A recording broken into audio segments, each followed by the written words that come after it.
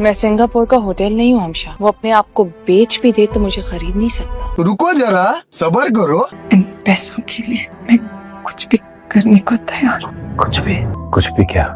Anything. समझ रहे हो? ओ बीबी, तुम तो 8 करोड़ पर बिक गई थी, तब कहाँ गई थी तुम्हारी इज्जत? वो अपने आप को बेच भी दे तो मुझे खरीद नहीं सकता। उसने एक दफा भी नहीं कहा कि इन पैसों के एवज वो तुमसे क्या चाहता है, और तुम उस कॉन्वर्सेशन के अंदर 5 दफा उसको कह चुकी थी कि मेरे साथ जो करना है कर लो, मुझे क्या करना पड़ेगा नहीं, फिर भी कुछ तो करना होगा ना मुझे।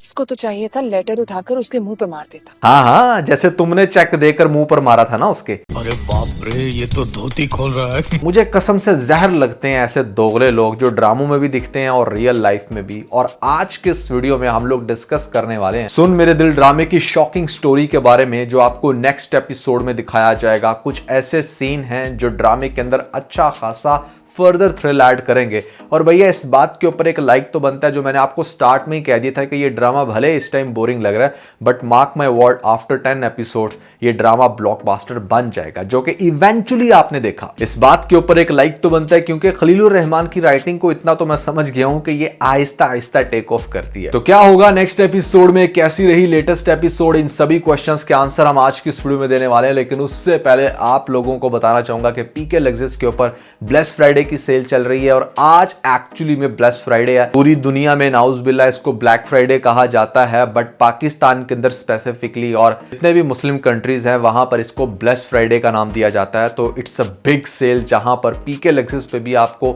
सभी आइटम्स के ऊपर 50% ऑफ मिल रहा है। अगर आप अपने घर में दुनिया के बेहतरीन लग्जरी डेकोर रखना चाहते हैं जो बहुत प्रीमियम क्वालिटी की हो, तो नीचे आपको पिंड कमेंट में और डिस्क्रिप्शन में लिंक मिल जाएगा। आप वेबसाइट से जाकर बाय भी कर सकते हैं 50% ऑफ पर। और अगर आप चाहते हैं कि आपको ये फ्री ऑफ कॉस्ट मिल जाए, मतलब बिना पैसे दिए, तो थोड़ी सी एफर्ट कर लें। इस चैनल को सब्सक्राइब करने के बाद हमें इंस्टाग्राम पे फॉलो करें और दोनों को स्क्रीनशॉट वहां पर शेयर कर दीजिएगा। आप में से डेली बेसिस पे लोगों को पीके लग्जरीज की तरफ से free of cost luxury gift dispatch किए जा रहे हैं। PK Luxus. We don't sell crap. सबसे पहले आप लोगों ने शायद गौर नहीं किया कि इस लेटेस्ट एपिसोड में अमार जो है वो इतना ज्यादा गुस्सा क्यों कर रहा है। यहां पर वो बहुत ज्यादा परेशान है। अगर आप एक लाइन पे गौर करें ना, जो बार बार वो सोच रहा है बिलाल की, वो ये थी कि शी इज द बेस्ट। अब ये लेजेंड्स बहुत अच्छे से समझ सकते हैं जो यहाँ पर काफ़ी डीप रिलेशनशिप्स में रहे हों, कि कोई बंदा किसी लड़की के बारे में ये कमेंट्स दो तरह से देता है। या तो वो वाकई उसको दिल से अच्छा समझता हो, या फिर दूसरे पर्सपेक्टिव में अगर हम सोचे तो शायद अमार उस पर्सपेक्टिव में सोच रहा है कि ये जो बिलाल है कह रहा है मुझे कि she is the best, yes इसके साथ शादी करो तुम।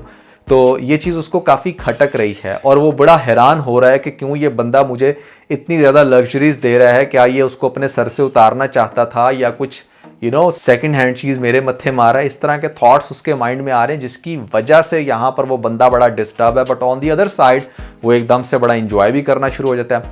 कुछ चीज़ें मुझे लेटेस्ट एपिसोड में बड़ी अजीब लगी। पहली बात तो ये है कि भले आप यहाँ पर उसकी वाइफ ही क्यों ना हो, अभी यहाँ पर ये सदफ इसकी वाइफ नहीं बनी अमार की, इवन कि इनका कोई रिलेशन भी जुड़ा नहीं है, कोई बात लीगल मैनर में फाइनल नहीं हुई, बट ये ऑफिस में उसकी टाई सीधी करती फिर रही है। अरे भैया, प्रोफेशनलिज्म भी किसी चीज़ का नाम है, आप इस तरह ऑफिस में नहीं करते।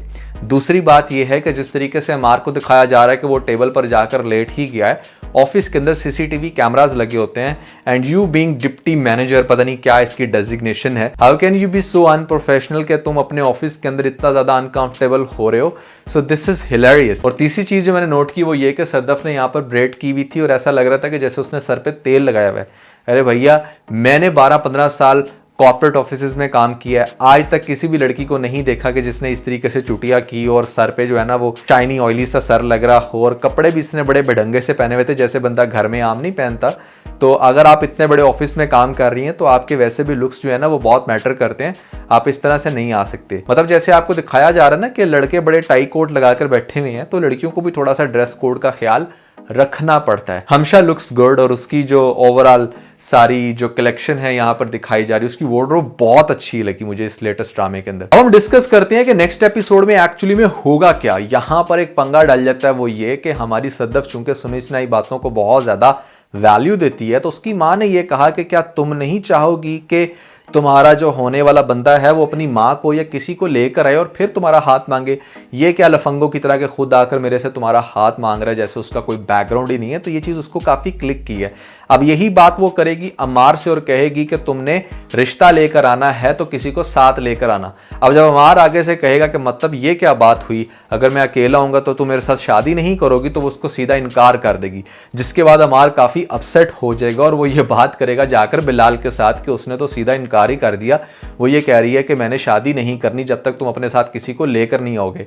तो देखें यहाँ पर ना आपको एक पूरी दिखाई जाएगी कि किस तरीके से ये जो हमारा बिलाल अब्दुल्ला है ये कैसे तकलीफ से गुजर रहा है। अब तक काफ़ी तकलीफ़ों से गुजरा है, लेकिन इसके तकलीफ़ के मराहिल अभी और भी बहुत, कहते हैं कि इश्क के इम्तिहान अभी और भी बहुत हैं। तो ये भी एक इसके लिए इम्तिहान होगा कि जहाँ पर ये इसको कहेगा कि तुम परेशान मत हो, तुम्हारा रिश्ता मैं लेकर जाऊँगा, वो मेरा रिगार्ड रखते हैं, मुझे बहुत रिस्पेक्ट देते हैं, तो आई बिलीव कि वो मुझे इनकार नहीं करेंगे। तो आपको दिखाया जाएगा कि बिलाल जो है ना वो बड़े प्रोटोकॉल के साथ फ्लावर्स वगैरह लेकर तो वहां पर जाकर वो मांगेगा हाथ। मतलब सोचो कैसी बात है ना कि आप अपनी महबूबा के लिए हाथ मांग रहे हो अपने एक एम्प्लॉय का, किसी और शख्स का। How painful it is. मतलब खलीलुर रहमान ने भी ना जब लिखा है तो ऐसा लिखा है कि बंदे के ना होश ही उड़ जाए, ऐसी कहानी किसी ने सुनी भी ना हो। अच्छा खैर, ये बंदा वहाँ पर जाकर मांगेगा उसका रिश्ता और डेफिनेटली चूंकि यहाँ पर जो सदफ की माँ है वो बहुत ही ज़्यादा पेन से गुजरेगी, वो उसको समझ आ रही होगी कि इस बंदे के अंदर कितनी बुर्दबारी है कि यहाँ पर देखें रिश्ता मांग रहा है मेरी बेटी का, वो भी किसी और के लिए, अपने लिए भी मांग सकता था बट इसने ऐसा नहीं किया।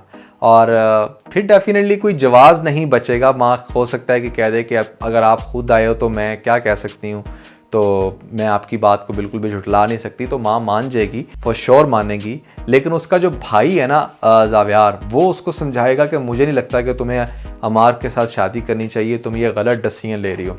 अब देखो इसकी जो बहन है वैसे तो अपने भाई के ऊपर मरती थी, पता नहीं इसकी जान निकली जा रही थी जब इसको ये पता चला कि इसके भाई को ये बीमारी हो गई है, और इसने जाकर एक किस्म की अपनी इज्जत पेश कर दी कि भाई मुझे पैसे दे दो वरना मैं तो कुछ भी करूंगी, मौत से जाकर लड़के भी भाई को बचाऊंगी। यानी कि भाई से आपको इतना प्यार है।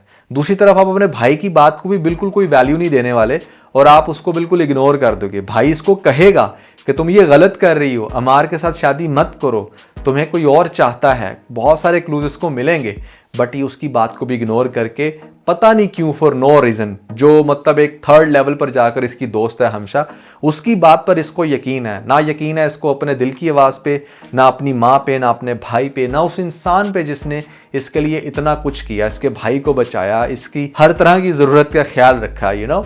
सो ये वो सारी चीज़ें जो इस ड्रामे को काफ़ी ज़्यादा इंटरेस्टिंग बना देती हैं कि इसका रिश्ता लेने के लिए बिलाल खुद जाएगा और फिर रिश्ता हो भी जाएगा और आपको दिखाया जाएगा बड़े स्ट्रेंज बिहेवियर्स के। मतलब सदफ बहुत खुश होगी, मतलब उसको बड़ा अच्छा डांस करते हुए दिखाया जाएगा। ये दोनों जश्न मनाएंगे ऐसे जैसे ज़िंदगी में कोई टेंशन ही नहीं है, एकदम से भूल जाएंगे कि किस तरीके से इन लोगों ने अपना पैचअप किया है और कौन सा इंसान है जो इनको जोड़ने में इतना सक्सेसफुल हुआ। वो इंसान क्या चाहता है, उसकी फीलिंग्स की कोई परवाह ही नहीं। सदफ तो बिल्कुल ही ऐसे जैसे पत्थर दिल की हो जाएगी। मेरा नहीं ख्याल कि आज के दौर में जो लड़कियां हैं वो ठीक है, पत्थर दिल की होती ज़रूर हैं, बहुत सारी होती हैं, बट वो इंसान जहां पर आपको कोई ऐसी एग्जांपल मिले जैसी हमें देखने को मिलती है इस बिलाल के केस में, तो बड़े से बड़े पत्थर भी पिघल जाते हैं। बट सदफ का तो लेवल कुछ और ही है। ड्रामा जो है वो बहुत इंटरेस्टिंग है। यहाँ पर शादी के सीन और साथ साथ जो बिलाल के एक्सप्रेशंस दिखाए जाएंगे वो आपको बहुत बुरे तरीके से रुला देंगे। बेसिकली इस ड्रामे का मोटिव ही ये है कि आपको दिखाया जाए कि नॉर्मली तो एक लड़की के ऊपर जुल्म होता है ना, तो लड़के के ऊपर जुल्म जो है वो किस तरह का हो सकता है। अगर आप खलीलुर रहमान की राइटिंग पे थोड़ा सा गौर करें तो मेरे पास तुम हो में भी यही हुआ था कि एक मर्द के ऊपर जुल्म हुआ था जिसकी वजह से बहुत सारे मर्द जुड़ गए थे उस ड्रामे के साथ। मतलब मुझे आज भी याद है कि मैं लॉन्ड्री के लिए कपड़े देने के लिए गया और वहाँ पर वो बंदा जो है सासत प्रेस कर रहा था और मेरे पास तुम वो ड्रामा उसने लगाया हुआ था। तो इट शोज़ दैट कि किस तरह से वो ड्रामा जो है वो मेल रीजन के अंदर काफ़ी ज़्यादा वायरल हुआ और इसकी भी टारगेट ऑडियंस ऑलमोस्ट वही है। बहुत सारे लोग बैठकर डिस्कस कर रहे हैं कि हाय देखा लड़कियां तो होती ऐसी हैं, लड़कियां तो दिल तोड़ जाती हैं, हाँ देखा मैंने उसकी खातर दौलत भी लुटा दी, अपनी जान की बाजी खेल कर खून दिया, ये किया वो क्या। मतलब यहाँ पर प्रैक्टिकली वो सारी चीज़ें इस बंदे ने इस स्क्रिप्ट के अंदर डाल दी हैं ताकि उस टारगेट ऑडियंस को कैच किया जाए। एंड काफ़ी हद तक कामयाब हो भी गए। आप देख सकते हैं कि इस ड्रामे को अब अच्छे खासे व्यूज़ पड़ रहे हैं और लोग इसके साथ अटैच्ड हो गए हैं। अच्छा, जो लड़कियां खासतौर पर देखकर ये गालियां दे रही है ना इस टाइम हमशा को, देखिए two wrongs don't make a right. अगर हम बात करें यहाँ पर सदफ की, तो वो भी नेक्स्ट लेवल की फजूल डंप लड़की है जिसके अंदर मेरे ख्याल से शायद दिमाग है ही नहीं। एक 8th क्लास की लड़की भी हो ना जिसने थोड़ी बहुत सेंस अपने अंदर रखी हो तो उसको भी समझ आ जाएगी कि अच्छा यार सही कौन है गलत कौन है, मुझे कौन सही पट्टी पढ़ा रहा है कौन गलत पट्टी पढ़ा रहा है। बहुत ही स्टूपिड, यानी कि हमारे पाकिस्तानी ड्रामों का ना अब तो ये एक ट्रेंड बन चुका है, या तो बिल्कुल ही डंप कैरेक्टर दिखा दो या बहुत ही ज़्यादा क्रिंज या टॉक्सिक, यही रह गई हैं 3 चीज़ें। और हमारी जो सदफ है वो डंप कैटेगरी के अंदर मेरे ख्याल से टॉप पे आती है। बाकी ड्रामा बहुत इंटरेस्टिंग है, देखते हैं क्या होगा। अगर हमारे पास इस तरह के चुटकुले ना हो तो फिर हमें ड्रामा देखने का मज़ा भी नहीं आएगा, नेक्स्ट एपिसोड का इंतजार भी नहीं होगा। तो ये सब कुछ तो भैया चलता है। आप लोगों को क्या लग रहा है इंटरेस्टिंग इस ड्रामे के अंदर, आपने मुझे कमेंट्स के अंदर जरूर बताना। खास तौर पे अगर आप लोगों ने हमारा लेटेस्ट व्लॉग नहीं देखा तो ऊपर आपको लिंक मिल जाएगा, जल्दी से लिंक पे क्लिक करके वीडियो देख के अपना फीडबैक मुझे जरूर दीजिएगा।